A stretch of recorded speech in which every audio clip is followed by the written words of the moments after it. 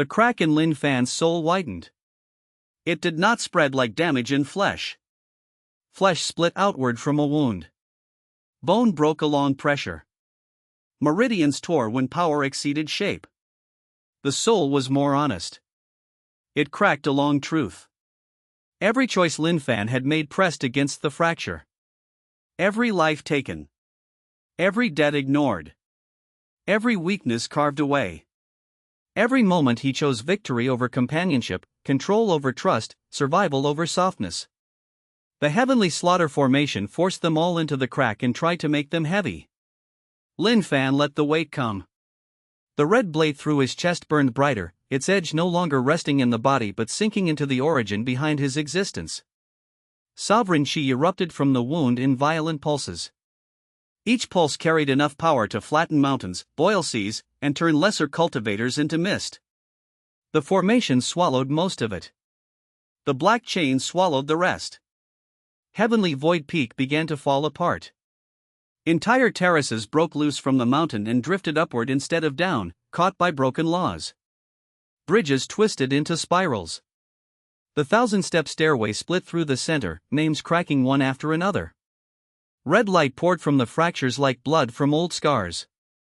Xianxia lay against a shattered stone lion at the edge of the courtyard, one hand pressed over the ruin of his left eye. The seal on his chest pulsed beneath torn flesh. Each pulse made him shudder. He tried to hate Lin Fan through the pain, but hatred could not cover everything anymore. Terror had found room. Su-wan reached him and caught his shoulder. "Do not touch the seal," she said. Qin Mo's remaining eye burned. "He is dying. Do not touch it. He is dying." The second time, his voice broke. Lin Fan heard it and understood. Xianxia was not trying to convince Su-wan. He was trying to convince himself. How pitiful. Lin Fan raised his head. The sky above Heavenly Void Peak was no longer sky. It had become a vast red wheel turning around the wound of the formation. Chains formed spokes. Names formed teeth. At the center of the wheel hung the black chain, descending from a place the red formation did not touch. Beyond that place, something watched. The presence was clearer now. Still distant. Still hidden. But no longer shapeless. It was not a god in the sense common cultivators used the word. Gods desired worship, territory, incense, obedience.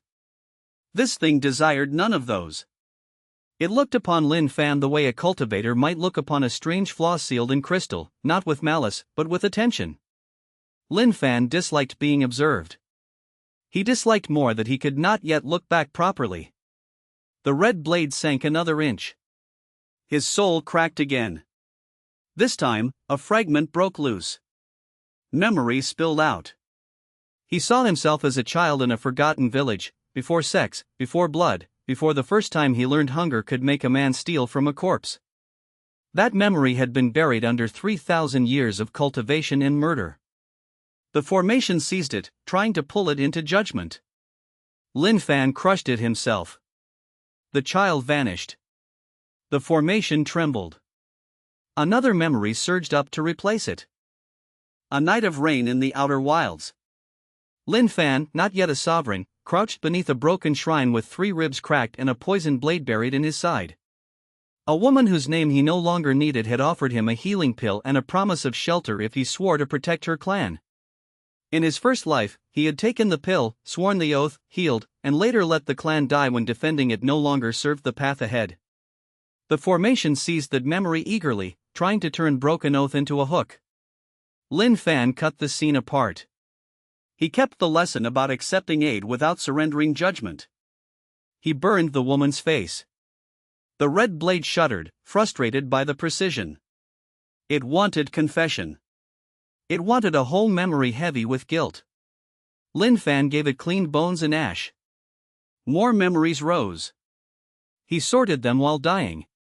A defeated enemy begging for a son's life. Keep the son's later revenge pattern, burn the begging. A treasure vault beneath an extinct sect. Keep the location, burn the banquet that revealed it. Su-wan asleep beside a dying fire after a battle neither of them could afford to lose. Keep her weakness for protecting wounded allies, burn the warmth of the fire. The formation howled louder with each refusal. It had been built to judge a complete life. Lin Fan denied it completeness. The difference was not strength but ownership. The formation could seize what he clung to, condemn what he cherished, and weaponize what he feared to lose. So he chose faster than it could consume. He turned memory into inventory, inventory into fragments, fragments into ash. What could serve the next calculation remained. What could only accuse him burned.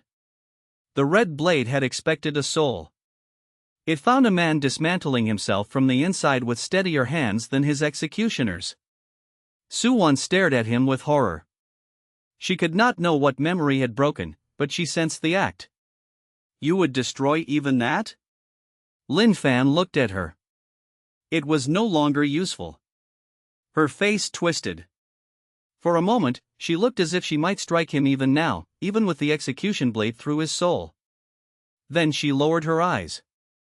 Rage would have been easier for her than grief, and she knew it. Xianxia forced himself upright. You were always empty. Lin Fan's gaze shifted to him. And yet you spent 300 years trying to fill yourself with my shadow. Xianxia's lips pulled back from his teeth. You called me empty because that makes betrayal sound clean, Lin Fan said. But you did not come here to save anyone. You came because every breath beneath me reminded you that your strength was given, shaped, measured, and permitted. Xianxia's whole body shook. Su-wan tightened her grip on his shoulder. Lin Fan continued, you would rather kill the hand that forged you than admit you were never self-made. Enough! Xianxia screamed. The formation answered his scream. Red chains surged downward, wrapping around Lin Fan's limbs and pulling in 4 directions. His bones remained intact, but his soul stretched beneath the force. Cracks multiplied across the invisible core of him, each one releasing sparks of violet light. He breathed in. The breath dragged half the red storm inward. For an instant, Xianxia and Su-wan saw the shape of his soul. It towered behind him like a dark sun, vast and fractured, ringed with countless broken weapons, sealed laws, and dead stars. It had no gentle light. It offered no warmth. It was the condensed result of a man who had climbed over every hand reaching to hold him back and then cut off every hand that reached too close afterward. Even shattered, it made the heavenly slaughter formation look like a weapon rather than a verdict. Xianxia fell silent. Su-wan stopped breathing. Lin Fan's soul opened its eyes. The red chains burned. Thousands snapped at once. Backlash tore through the formation network. Across distant realms, hidden altars exploded. Clan elders coughed blood over ancestral tablets. Sect masters who had whispered righteousness into sacrificial bowls screamed as violet fire marked their tongues. Old monsters in sealed caves clawed at their own hearts, discovering too late that contributing to Lin Fan's death had made them participants in his final memory. The red wheel above the peak lurched. For one breath, the heavenly slaughter formation nearly failed. Xianxia saw the wheel shake and understood that even now, even pierced, even dying, Lin Fan might drag everyone into the grave with him. His fear broke discipline. Senior, he shouted at the sky. Finish it! The word crossed the courtyard like a thrown stone. Senior! Su-wan turned to him, stunned. Who are you calling? Xianxia realized his mistake too late. Lin Fan's eyes settled on him. There it was. The missing name had not come, but the relationship had. Xianxia knew of the hidden hand. Not fully, perhaps. Not enough to understand the black chain. But enough to call it senior when fear stripped him bare. Lin Fan smiled. Xianxia's face went gray. Thank you, Lin Fan said. The seal in Xianxia's chest pulsed once, recording the title. Xianxia clawed at it with a choked cry. Su-wan stared between them. You knew someone else was involved? I. Xianxia's remaining eye darted. It was only guidance. Guidance? Her voice sharpened. You said the formation was complete because of the jade slip fragments. It was. You hid this from me, Suwon said. Shinmo's expression twisted. Would you have come if I told you? The question cut her more deeply than an accusation. For 300 years she had accused Lin Fan of using truth like a weapon and silence like a cage.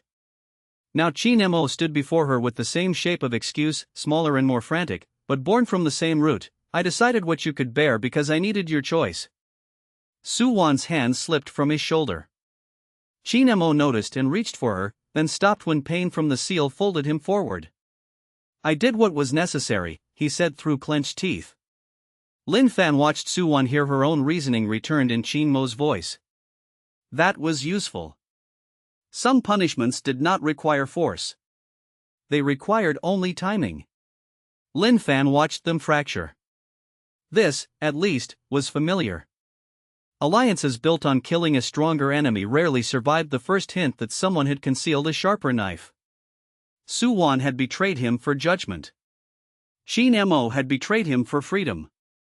The hidden senior had offered both of them enough truth to weaponize their lies. Elegant. The black chain vibrated. Lin Fan felt a tension deepen. The observer had noticed his notice. Good. The red blade drove down with new force. The crack in his soul reached the core. His body finally reacted. Blood poured from his mouth, dark and bright with sovereign power. The frozen drops around him fell all at once, striking the broken stone like heavy rain. His knees bent slightly. The movement was small, but to Shinmo and Suwon it struck harder than the collapse of the mountain. Lin Fan had bent. Not knelt. Bent. Shinmo's expression twisted into something almost joyful.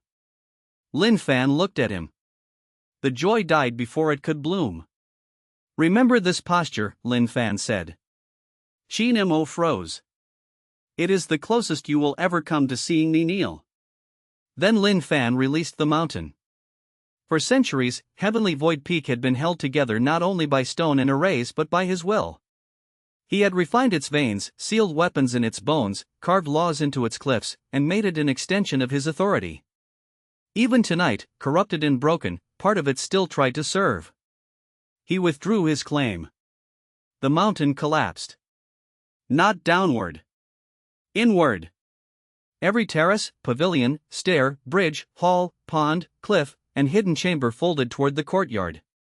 The red formation panicked and tightened to maintain its execution ground. The black chain held Lin Fan in place. Shinmo and Suwon were dragged toward the center with everything else. Suwon reacted first. She wrapped both arms around Shinmo and activated the last moonlight fragment hidden under her tongue. Pale light covered them. It was not enough. The collapsing mountain pressed against the barrier. Suwon's bones cracked. Shinmo shouted, trying to pour power into her protection, but the seal on his chest disrupted every surge. Lin Fan watched them struggle. Then he lifted one finger. A violet line cut through the collapse and struck the ground before Suwon. The pressure around her barrier shifted by a fraction. Enough for them to survive. Suwon realized what happened. Her eyes flew to Lin Fan. Shinmo did not notice. He was too busy choking on pain and fear. Lin Fan gave no explanation. It was not mercy. Living witnesses carried better messages than corpses. The red blade reached his soul core. The world went silent. Lin Fan felt the exact instant his origin split. There was no scream. Screaming required surrender to the body. There was only a vast internal sound, like a star cracking in darkness. His memories tore loose in fragments. Battles. Names. Techniques. Secret realms. Enemies. Suwon's face in snow. Shinmo kneeling in blood. A village he had crushed from memory. 1,000 paths not taken. The formation lunged to devour them all. Lin Fan burned what he could not protect.